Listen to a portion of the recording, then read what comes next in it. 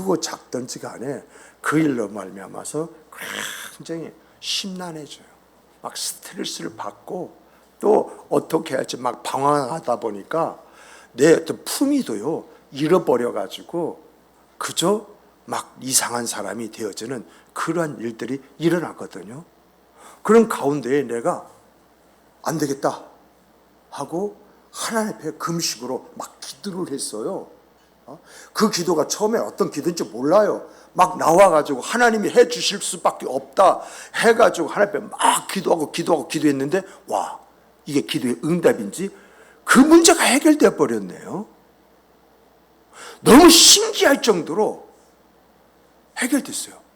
내가 감당할 수 없고 이것은 어떻게 이제는 죽었다 할 수밖에 없는, 이제는 망했다 할 수밖에 없는, 이제는 끝이다 할 수밖에 없는 그런 일들인데, 그런 일들 앞에서 우리가 갖는 모습이 뭐예요? 기도밖에 더 있어요. 내가 할 수 있는 게 하나도 없는데. 그래서 하나님 살려주십시오, 하나님 해결해 주십시오, 하나님 역사해 주십시오, 이렇게 기도했는데 어느 날 갑자기 그 문제가 딱 해결돼 버린 거야. 죽음에서 생명으로 옮겨진 거예요.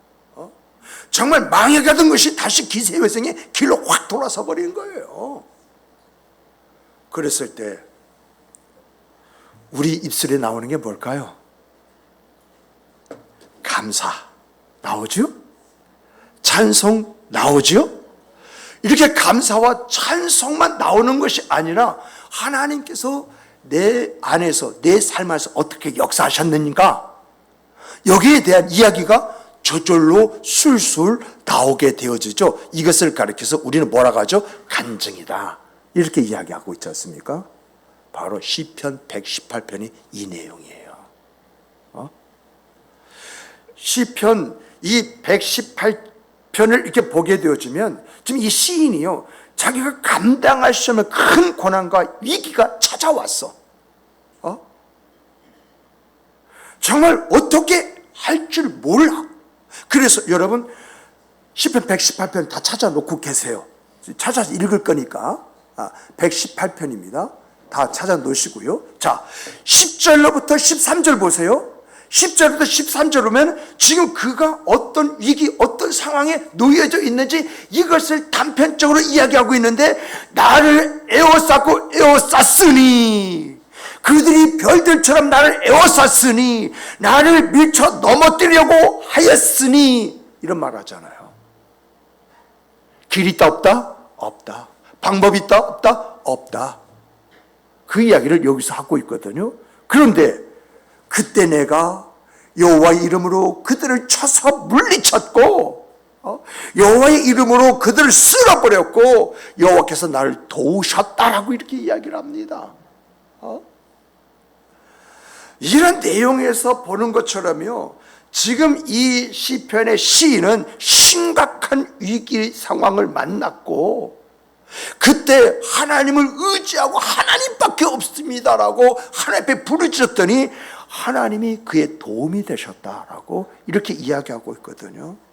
그래서 5절 보세요. 5절 보면은 내가 고통 중에 여호와께 부르짖었더니 여호와께서 응답하셨고 나를 넓은 곳에 세우셨도다, 이렇게 노래를 하고 있고요. 17절 보세요. 17절에서 뭐라고 말합니까? 내가 죽지 않고 살아서 여호와께서 하시는 일을 선포하리로다. 이렇게 지금 자기가 경험하고 있는 것들을 이야기하면서 내가 이걸 선포하겠다고 고백을 하고 있고요. 그리고 더 나아가서 하나님이 자기를 죽음의 위기에서 어떻게 구해 주셨는지 간증하겠다라고 이렇게 지금 이야기하고 있는 거예요.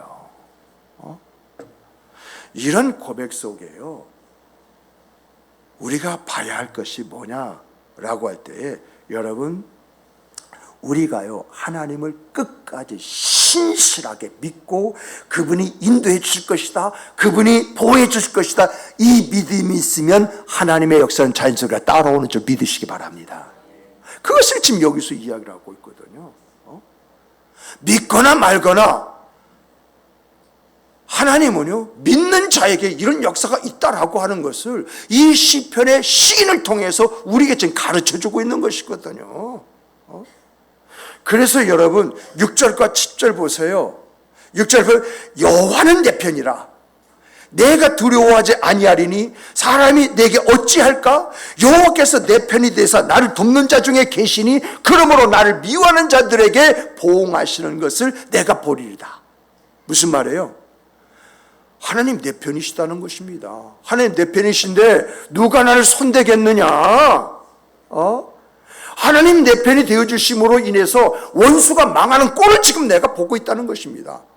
원수가 나를 망하게 하려고, 날 죽이려고 나에게 왔는데, 그래서 가진 수단과 방법을 다 그래서 날 코너에 몰아서 날 죽이려고 하는데, 하나님 내 편이 되심으로 나를 망하게 하고 나를 무너뜨리고 나를 죽이러 왔던 자들이 오히려 거꾸로 그렇게 되는 것을 지금 내가 보고 있다는 것입니다. 여러분, 하나님의 역사의 방법은요 너무 기가 막힙니다. 저는요 다니엘서를 이렇게 보다 보면은 막 가슴이 콩쾅거리는 대목이 있어요. 그 대목이 뭐냐라고 할 때, 여러분 다니엘서 보면은 그 배경을 조금 이해하면 가슴이 왜 콩쾅거리는지 그걸 느낄 수 있거든요. 바벨론은요 127개 도로 구성이 되어 있어요. 우리는 8도지 않습니까? 서울 경기 해가지고 충청 남북도, 경상 남북도, 그리고 전라 남북도, 이렇게 강원도 이렇게 되어 있잖아요. 근데 그 땅덩어리가 어마어마 큰데 120개, 7개 도로 되어 있어요. 이 120개, 7개 도를 총리가 몇 명이냐? 우리는 다니엘 하는 줄 알았죠. 아닙니다. 3명입니다. 3명인데 그 대표적인 총리가 누구냐? 다니엘이에요. 근데 이 사람은 이방인일 뿐만 아니라 이제 전쟁에서 패전한 패전 국가에서 나온 총리예요. 그런데 두 총리는 누구냐라고 할 때 바로 바벨론에서 이제 세워진 그런 총리거든요. 그러다 보니까 여러분, 사람들이요 어떤 마음을 갖느냐? 두 총리와 그 통일 추종자들은 이제 다니엘만 없으면 우리가 주도권을 잡고 모든 것이 행사했을 때 저 다니엘이 있는 바람에 우리 마음대로 못해 이거잖아요. 그래서 어떻게 하면 이 다니엘을 없앨 수 있을까 하고서는 다니엘 죽일 계책을 세우는데, 어느 날 보니까 다니엘이 하루에 3차례씩 자기 2층 집 문을 열어놓고 기도하고 있잖아요. 그래서 왕에게 이야기를, 왕이여, 왕이 존대하게 이 나라 속에 세워져야 되지 않겠습니까? 이렇게 말을 하면서 왕이여, 그런 왕이 되기 위해서는 누구든지 자기가 섬기는 신에게 절하거나 기도하지 않게 해주시옵소서.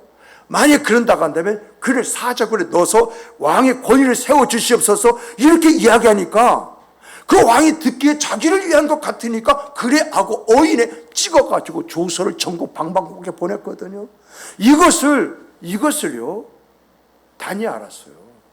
다니엘도요 두 총리를 비롯해서 그의 추종자들이 자기를 대적하고 자기를 죽이려 한다고 하는 걸 알았어요. 그런데 다니엘 입장에서는 패전국에서 총리가 나왔기 때문에 그다지 왕의 총애가 없으면 힘이 없는 거예요.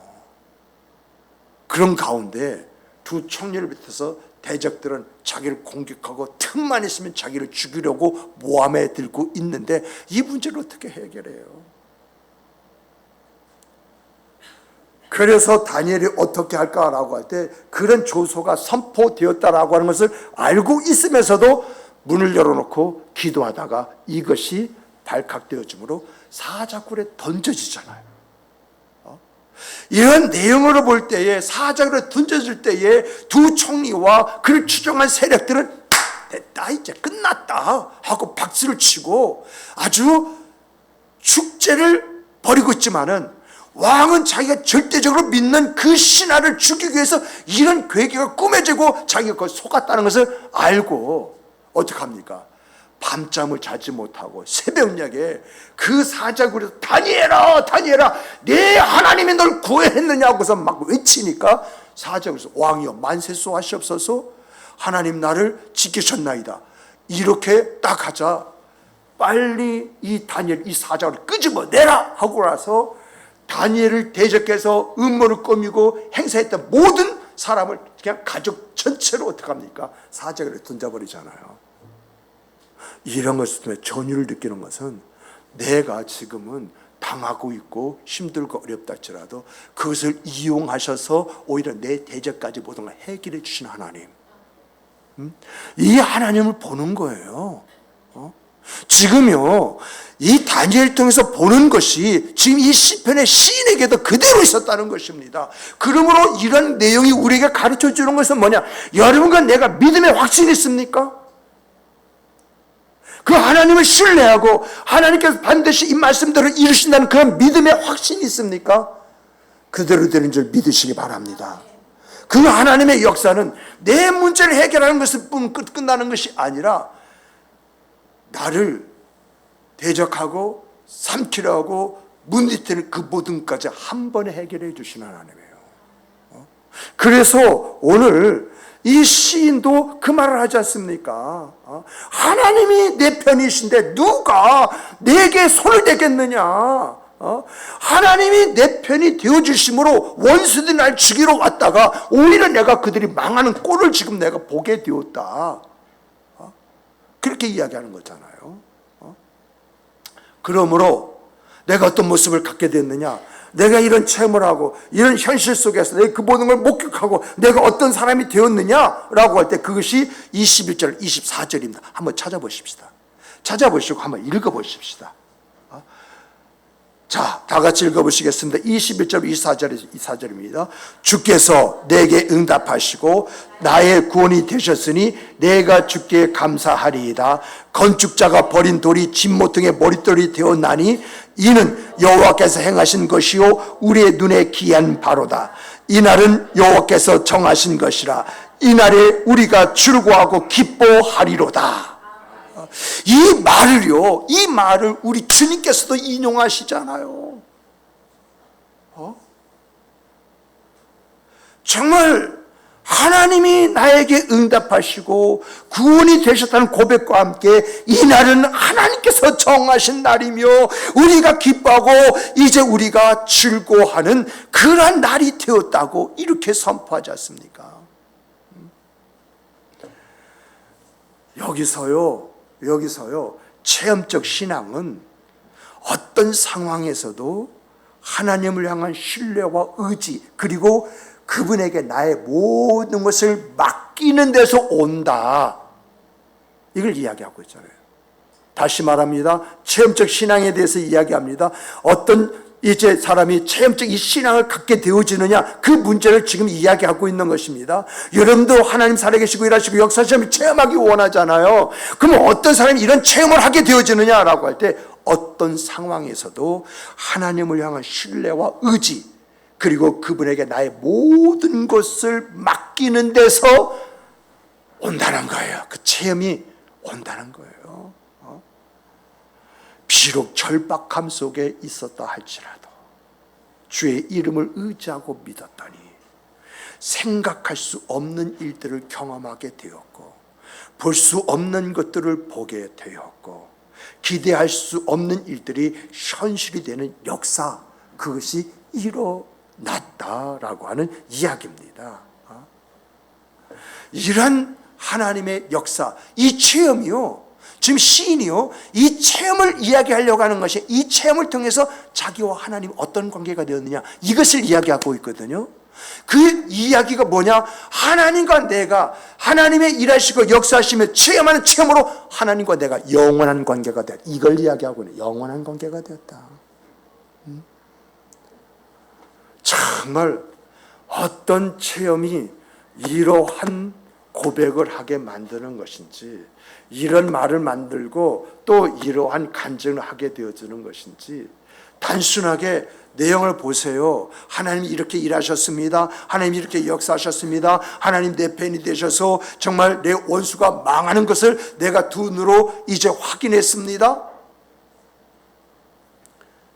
그런데 이것을 말하는 것이냐 이것을 통해서 하나님과 내가 어떤 관계가 되었느냐 영원한 관계가 되었습니다. 이것을 말한다? 과연 이 시인의 안목은 어디까지냐? 이것을 볼 수 있는 눈이 열려서 이것을 말한다? 그럼 그 사람의 신앙의 깊이는 어디까지냐? 이러한 것들을 우리가 생각하게 되는 거 아니겠습니까? 믿음의 성장은요, 믿음의 성장은 하나님을 의지하고 그분의 인도하심에 따라갈 때 경험하는 체험에서 내 삶이 하나님과 연합되어지고 내 삶이 하나님의 삶으로 변화가 되어지는 것이고요. 그리고 또 내가 하나님의 뜻을 따라서 이제 살아갈 때 하나님 주시는 축복, 그 축복을 경험하는 데서 견고해지는 거예요.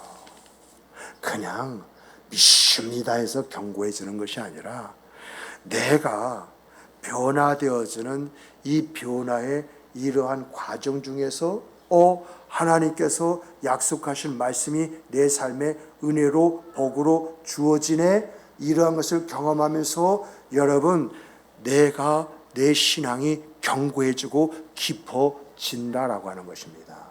그래서 처음에 신앙은 좌고우면하지 않는다. 오직 하나의 목표를 향해서 끊임없이 그 길을 향하여 간다. 그러므로 우리는 하나님 말씀을 아는 것을 끝나는 것이 아니라 그 말씀이 진리로 내 안에 이제 체험이 되어질 수 있도록 그렇게 만들어야 된다. 이런 체험의 신앙이 나를 만들고 관계를 만들고 그리고 하나님 안에서 또 다른 이제 은혜를 추구하는 그런 생과 삶을 살게 만든다라고 하는 것입니다. 그래서 이제 성경을 보면은요, 잠언 3장 5절로부터 6절에서 이렇게 말합니다. 너는 마음을 다하여 여호와를 신뢰하고 내 명철을 의지하지 말라. 너는 범사의 그를 인정하라. 그리하면 내 길입니다. 내 길을 지도하시리라. 우리가 자신의 지혜나 능력을 의지하기보다는 하나님을 신뢰하고 그분의 뜻을 따를 때에 하나님은 우리의 삶을 올바른 길로 인도하시고 그 과정에서 우리의 믿음이 성장하게 된다라고 하는 이야기예요. 여러분 시편 26편 3절에도 주께서 심지가 견고한 자입니다. 왜 이 말을 할까요? 심지가 견고한 자.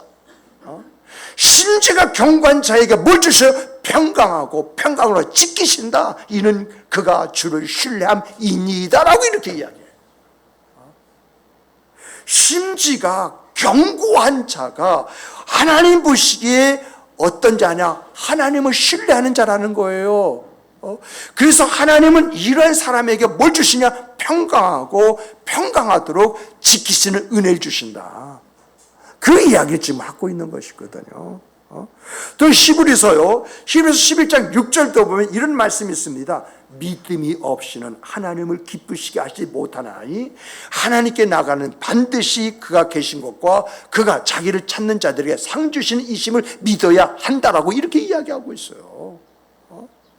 믿음이 없이는 하나님을 기쁘시게 못한다. 이 말은 믿음이 없으면 하나님을 움직이지 못한다. 믿음이 없으면 하나님의 역사를 체험하지 못한다. 믿음이 없으면 하나님이 내 삶 안에서 어떻게 일하시고 역사하시고 인도해 주시는지 모른다. 그 이야기잖아요. 그러므로 여러분의 삶 안에 하나님의 역사가 있길 주님의 이름으로 축복합니다. 정말 하나님이 역사하실 수밖에 없는 그 믿음 속에서 하나님이 내 안에서 이루한 일을 행하셨습니다. 이런 은혜를 주셨습니다. 이렇게 역사해 주셨습니다. 이런 고백이 있기를 주님의 이름으로 축복합니다. 축복합니다. 사랑하는 성도 여러분, 정말 성경을 보면 우리 믿음의 선진들이 많이 있잖아요. 믿음의 선진들의 삶이나 우리의 삶이나 시대와 상황만 다를 뿐이지 다 같아요. 그 당시 그 시대에 있었던 일은 오늘의 이 시대에도 비슷하게 우리의 삶 속에 주어져요. 그런 일이 있다 그 이야기입니다. 동떨어져 보지 마시고 시대와 상황만 다를 뿐이지 다 똑같이 비슷하게 다 그런 일이 우리 안에 일어난다 있다 그 이야기거든요. 차이가 있다면 믿음의 선진들은 그 일을 만나고 겪으면서 하나님의 인정을 받을 때에 하나님께서 어떻게 일하시고 역사하셨는가라고 하는 증거, 이러한 체험을 가지고 있다고 한다면 우리는 지금 살아가면서 그런 일들을 만나고 어떻게 해야 되지? 방법을 찾아가면서 우리는 체험의 과정 중에 있는 사람들입니다. 그런데 우리가 믿음의 선진들을 바라보면서 우리가 조금 눈여겨봐야 될 그런 부분이 있어요. 그것이 뭐냐? 믿음의 선진들이 우리가 살아가면서 어떻게 살아야 가르쳐 주는 것이 뭐냐? 가르쳐 주는 거. 그것은요, 우리가 어떠한 어려움이 있더라도 그 어려움이 있는 만큼 더욱더 하나님을 이제 깊이 신뢰하고 의지한다고 한다면 하나님의 일하심이 어떤 것인가? 이걸 경험하게 될 것이다. 그리고 그런 경험이 너를 신앙의 반열 위에 온전히 세우는 그러한 것들을 경험하게 될 것이다. 이것을 이야기하고 있거든요. 그러므로 우리는 생각의 전환, 의식의 변화가 있어야 돼요. 생각의 전환, 의식의 변화. 우리의 생각의 전환과 의식의 변화가 있으면요, 맨날 그 모양입니다. 남들은 잘 되어 가는데 왜 내겐 그런 역사가 없어가지고 뒤처지는지, 그러다가 이름도 사라져버려요. 그런 일 참 많이 보잖아요. 여러분 친구들 가운데 지금까지 지내오면서 많은 사람들을 알고 있었는데 그 친구들 중에서 이름도 없이 사라져버린 사람들은 많이 있잖아요. 왜 내 기억 속에서 내 삶 속에 그들이 사라져버렸을까요?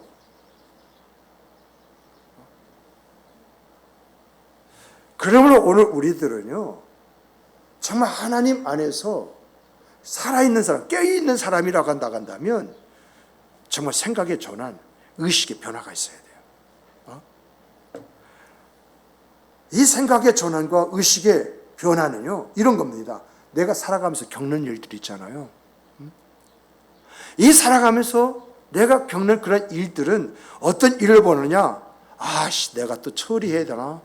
내가 또 일을까지 해야 되나? 이러한 것으로 보지 말고 하나님을 믿고 의지를 하라고 나에게 무언가 일깨워주는 것으로 받아들이시기 바랍니다. 하나님은 그저 그런 일을 나에게 보여주시고 경험하게 하시는 것이 아니라 그것을 통해서 뭔가 그분의 역사가 있거든요. 성경을요, 좀 더 깊게 자세히 보세요. 이스라엘이 망했습니다. 바벨론이 망했습니다. 남과 북으로 나누어져 가지고 서로 싸우고 서로 그냥 강대국 힘을 빌려 가지고 점령해서 그냥 까뭉개버리기도 하고 그러지 않습니까? 남과 북이요, 한 민족인데 그렇게 왼수제간이 됐는데 여러분 그거 회복이 됩니까? 저도요, 어저께 어떤 목사님은 같이 있었는데 그 목사님 막 중계방송 너무 시끄러워서 그만합시다, 목사님. 그만 듣고 다른 거 이렇게 보십시다 라고 이제 이야기를 했는데, 근데요, 거기서 보면은 이야기를 들어보니까 보수는 광화문에서 막 데모를 하고 있고 또 진보는 국회에서 데모를 하고 있고, 그래서 내가 숫자로 보면은 보수가 더 많더라고요. 그런데 방법이 잘못됐어요. 국회 앞에서 데모해야지 거기서 데모해봐야 그냥 공중 외치는 소리에 불과하지요. 근데 제가요, 그걸 보면서 과연 이 민족이 치유될 수가 있을까? 시어머니와 며느리 문제는 둘 중에 하나 죽어야 해결된다고 이런 말을 하는데 결국 둘 중에 하나 없어져야만이 이 나라, 이 민족의 이 문제가 해결되지 않겠는가, 이런 우려가 생기더라고요. 근데 이스라엘 백성도 마찬가지였거든요. 그런데 하나님께서 왜 아수르에게 망하고 왜 바벨론을 망하게 했느냐? 망하는 그 과정은 고통스럽습니다만 이러한 과정이 거치지 않으면 남과 북이 하나가 될 수가 없는 거예요. 아수르에 망한 이 이스라엘, 북이스라엘은요, 이 아수르가 바벨론도 망함으로 결국은 어떻게 됩니까? 이 바벨론 안에 남과 북이 같이 섞여서 70년 동안 하나가 되어져 가지고 같이 나오지 않습니까?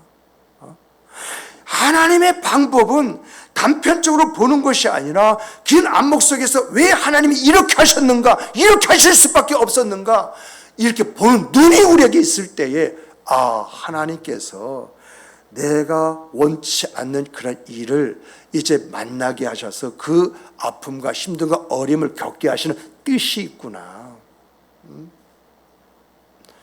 그래서 하나님께서 이러한 것을 통해서 나를 어디로요? 내가 할 수 없으면 기도의 자리에 내가 서요. 우리 믿는 사람은요, 처음에는 자기가 마음대로 할 수 있는 거 다 해보자. 안 돼 보세요. 그럼 방법이 맞은 법 하나님밖에 없다서 기도자로 와요. 그래서 하나님이 부르셨다. 이러한 생각의 전환, 의식의 변화, 이러한 것들이 빨리 일어날 때 내 회복이 빠르는 거예요. 내 치유가 빠르는 거예요. 하나님의 역사가 그만큼 빨리 내 생각, 그 삶을 지배하는 그런 역사로 나타나는 것입니다. 이런 생각의 전환이요, 의식의 변화가 나를 구원하고 그리고 은혜와 복을 부르는 것입니다. 믿음의 선진들이요, 이것을 우리에게 지금 보여주고 있는 것은 방법은 이것밖에 없다. 그 성경은요, 이것을 우리에게 가르쳐주고 있는 거예요. 여러분, 성경에서요 나오는 인물 중에 룻이라는 사람이 있어요. 여러분, 여기에서 룻보다 못한 사람이 있습니까? 젊은 나이에 졸지에 남편이 죽고 가산이 폭삭 망해가지고 이제 시어머니가 야, 우리 베들레헴에 가자, 그것봐 살 길이 없다 라고 했을 때 베들레헴에 따라 나섰던 사람이 젊은 과부 룻이잖아요. 정말 이 룻은요, 시어머니 나오미와 이제 가난하고 힘들고 외롭게 살아가는데 그들에게서의 공통된 점은 그 두 사람이 하나님을 의지하고 이제 하나님을 살아가려고 몸부림쳤다는 것, 그 하나밖에 없지 않습니까? 그 두 사람에게 볼 게 뭐가 있어요? 그런데요, 룻이 뭐라고 하냐? 나는 어디를 가든지 어머니의 하나님, 그 하나님만 믿고 따르겠습니다 하고 지금 베들레헴까지 온 거잖아요. 그런데 하나님께서 그러한 룻에게 어떻게 역사를 하셨느냐, 이것을 성경이 우리에게 보여주는데, 여러분, 하나님이 룻에게 어떻게 역사하셨습니까? 그에게 새로운 삶의 기회를 주시잖아요. 그리고 보아스를 통해서 시어머니 나오미에게 기쁨을 주는 그런 사람이 되어버리잖아요.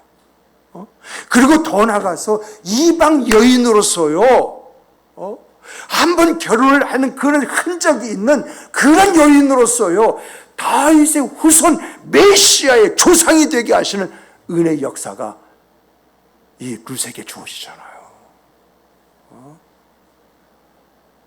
정말 이런 하나님의 역사는요, 어떻게 해서 주어졌느냐라고 할 때 하나님을 믿고 의지하며 그 하나님을 따르는 삶을 통해서 그런 이들과 역사가 일어났다. 인생의 반전이 역사 속에 인물이 되는 그런 이들이 일어났다는 것입니다.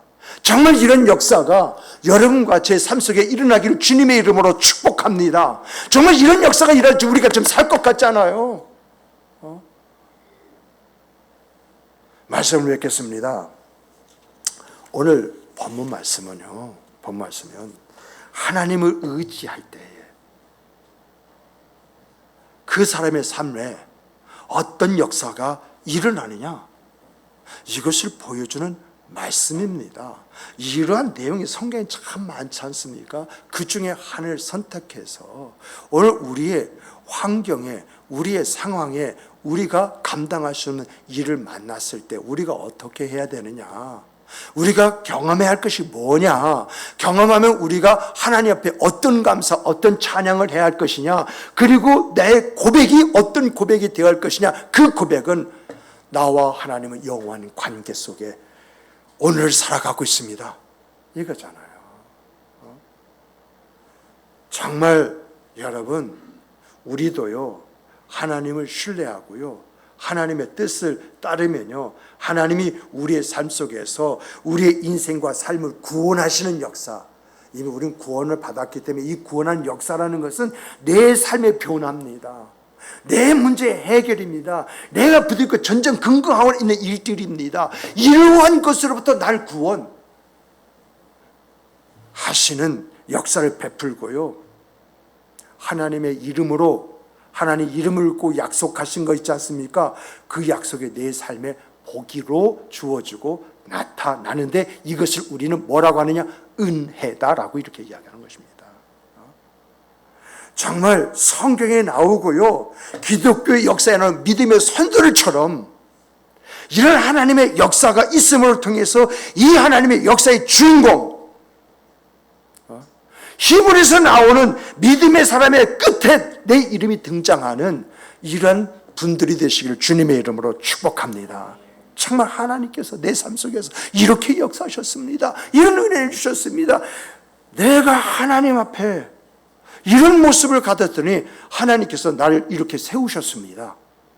정말 이러한 간증이 이 강단에서 그리고 모든 믿는 자 앞에서 나오는 여러분들의 고백이 되기를 주님의 이름으로 축복합니다. 축복합니다. 우리 함께 주시는 이 말씀 가지고 함께 기도하십시다.